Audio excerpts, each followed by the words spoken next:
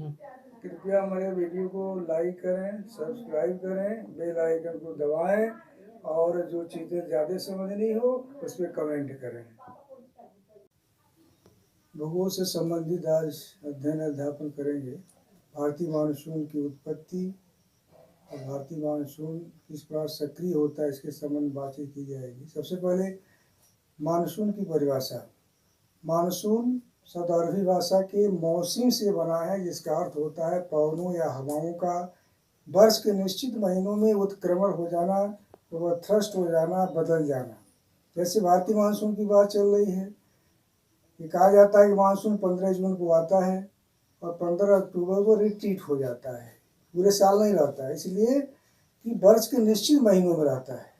अब भारतीय मानसून की सबसे पुरानी विचारधारा उत्पत्ति की रही है कि स्थल और जल के असमान वितरण के कारण हवाएं स्थल से सागर से स्थल की ओर आती हैं और वर्षा करती हैं। पुरानी विचारधारा है।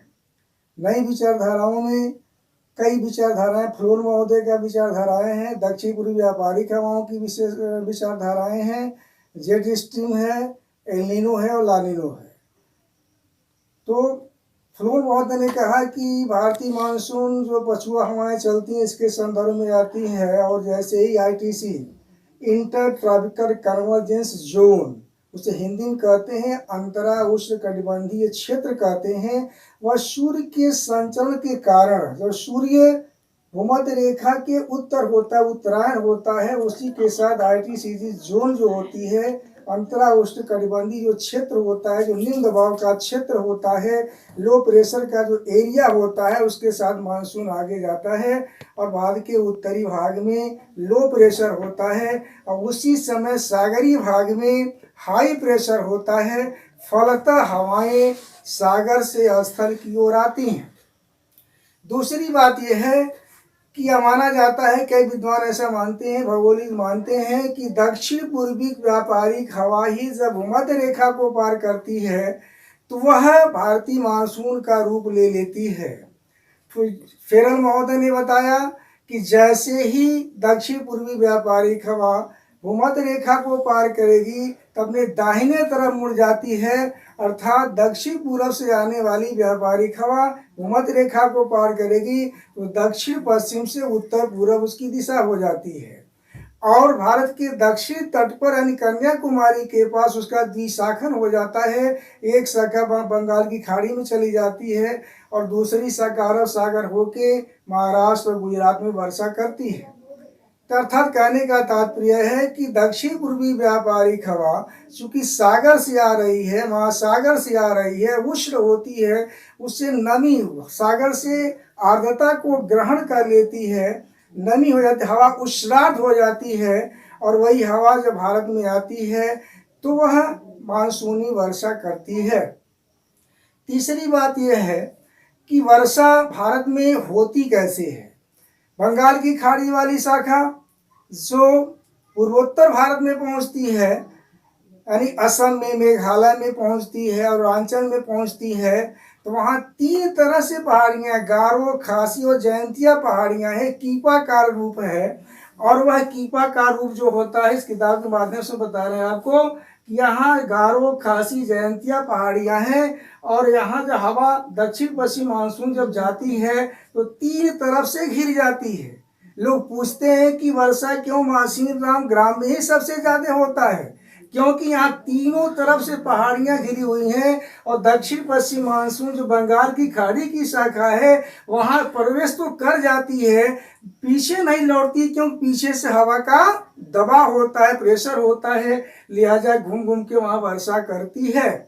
और यह वर्षा सबसे ज्यादा पूर्वोत्तर भारत में और क्रमशः हिमालय के सटे पश्चिम में धीरे धीरे आपके बिहार, उत्तर प्रदेश और पुनः राजस्थान होकर निकल जाती है। पश्चिमी वर्षा का औसत जो है क्रमशः कम हो जाता है। इसके बाद से भारतीय मानसून के संबंध में यह भी विचारणीय बिंदु है कि मानसून आने के पूर्व ही मई के महीनों में वर्षा होती है भारत के विभिन्न क्षेत्रों में।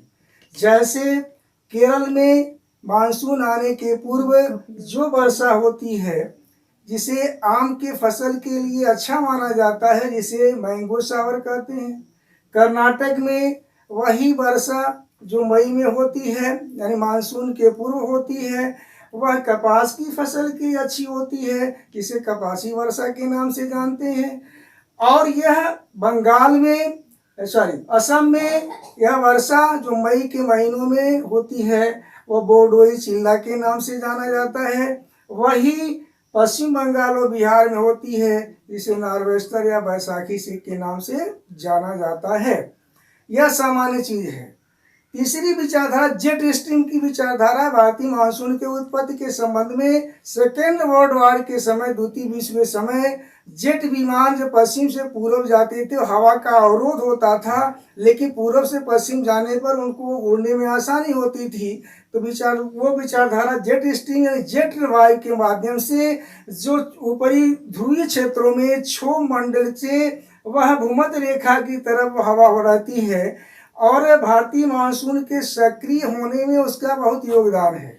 जाड़ों के महीनों में जब भारत के उत्तरी पश्चिम भाग में आपका वायुदाब अधिक होता है, तो जेट स्ट्रीम हिमालय के दक्षिण में होती है और यह मानसून को आकर्षित करने पर रोक लगाती है। लेकिन जैसे ही भूमध्य रेखा से सूर्य का उत्तरायण होता है, तो वो निम्न दबाव का क्षेत्र जो होता है सूर्य के साथ साथ भारत के उत्तर पश्चिमी भाग पर बन जाता है, जिससे सागर से स्थल की हवाएं चलने लगती हैं, और यह जेट स्ट्रीम जो धारा होती है वह हिमालय के उत्तर हो जाती है।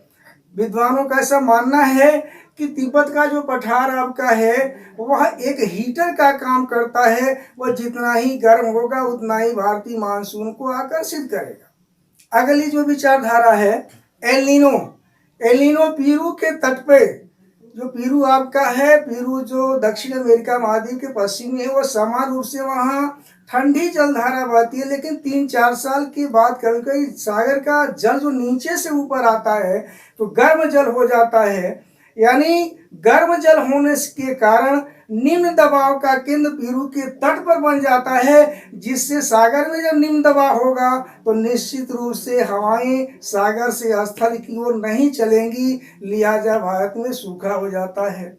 और लानिनो की स्थिति इसकी विपरीत होती है कि यह बाढ़ आ जाती है, कहीं चक्रवात आ जाती हैं। यह भारतीय मानसून की उत्पत्ति के संबंध में ये विचारधाराएं हैं। दूसरी बात, अभी एक बात आप देखेंगे कि यहाँ तो केरल में, कर्नाटक में वर्षा तो हो जाती, महाराष्ट्र गुजरात में वर्षा तो हो जाती है, लेकिन यही सटे आपका अब तमिलनाडु स्टेट है, कोरोमंडल तट है, यहाँ गर्मियों में यानी दक्षिण पश्चिम मानसून से वर्षा नहीं होती है।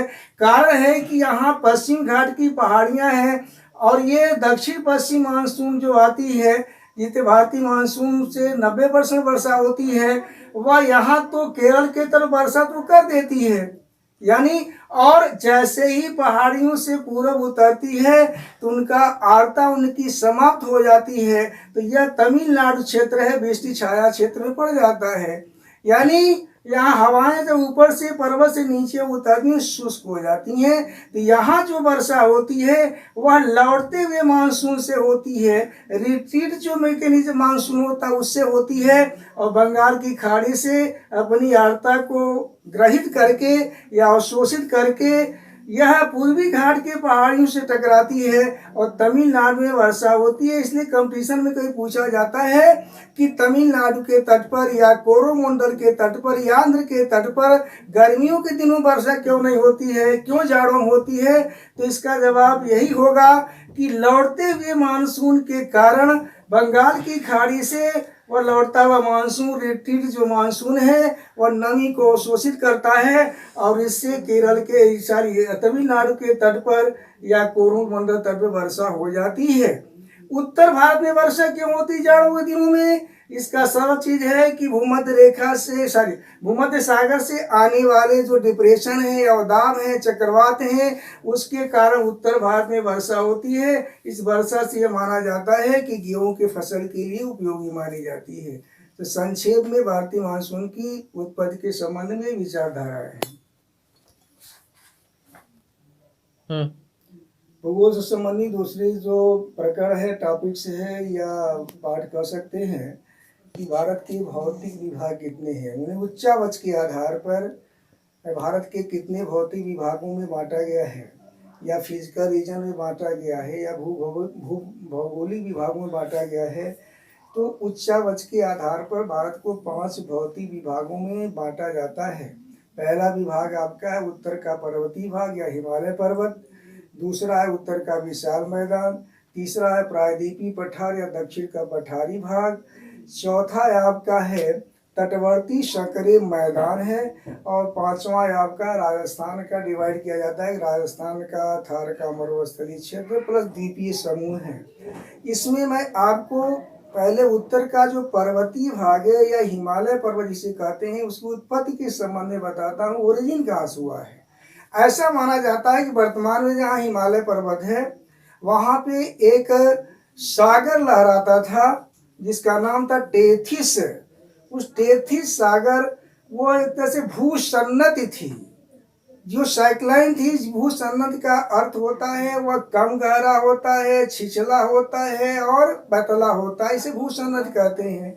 यानी स्तर का सागर का छिछला भाग कम गहरा हो, उसकी चौड़ाई कम हो, लंबाई हो, वह भूसन्नति है।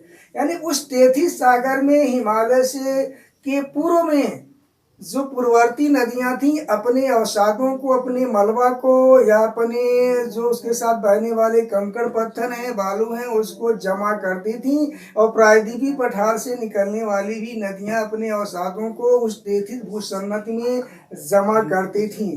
कालांतर में उस टेथिस भूसन्नति में धीरे धीरे भराव होने लगा। उस मलबे से धीरे धीरे वो भूसन्नति क्या हुई कि वो भरते भरते उथली हो गई, और पृथ्वी की आंतरिक संचलन के कारण, इंटरनल जो मूवमेंट के कारण एक बल आमने सामने काम करता है, इसे बलन कहते हैं, फोल्ड कहते हैं। उस बलन की क्रिया के कारण उस टेथिस सागर में लहरदार मोड़ बन गए, जिसे हम कहते हैं, उस लहरदार मोड़ को कहते हैं कि यह आपकी पर्वत हिमालय पर्वत की उत्पत्ति मानी जाती है। जैसे आपको हम एक किताब के माध्यम से समझाते हैं, जब पृथ्वी के अंदर बल आमने सामने काम करता है तो क्या होता है, यह भूसन्नति बनती है। देखिए इसमें मोड़ आते हैं, लेकिन पृथ्वी के अंदर बल एक दूसरे के विपरीत दिशा में काम करेगा तो चट्टानें टूटती हैं। हमने बलन की बात की है कि टेथिस भूसन्नति में नदियों के अवसादों के भरने के कारण, आंतरिक संचलन, आंतरिक हलचल के कारण जब बल आमने सामने काम करेगा तो टेथिस भूसन्नति में सिकुड़न हुई मोड़ पड़े। ऊपरी भाग क्रेस्ट के नाम से, निचला भाग घाटी के नाम से जाना जाता है। हिमालय पर्वत की उत्पत्ति मानी जाती है। जो नवीनतम विचारधारा, इस समय की जो विचारधारा है वह प्लेट विवर्तनिक सिद्धांत है। पूरे विश्व को कई बड़े बड़े प्लेटों में बांटा गया, जैसे यूरेशियन प्लेट है, पैसिफिक प्लेट है, एंटार्कटिका प्लेट है, इंडियन प्लेट है, आपकी ऑस्ट्रेलियन प्लेट है, तमाम प्लेटों में बांटा गया है। उसमें से भारतीय प्लेट भी है। भारतीय और इंडोनेशिया प्लेट कभी कालांतर में एक में जुड़े हुए थे।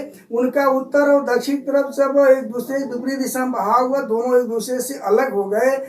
तो हिमालय उत्पत्ति के संबंध में जो नवीन विचारधारा है वो भारतीय प्लेट का, इंडियन प्लेट का यूरेशियन प्लेट के नीचे सबडक्शन होना या छेपड़ होना। सबडक्शन का मतलब होता है कि एक प्लेट जो है दूसरे प्लेट के नीचे सबडक्ट हो जाती है, नीचे चली जाती है। इसके कारण हिमालय पर्वत की उत्पत्ति मानी जाती है।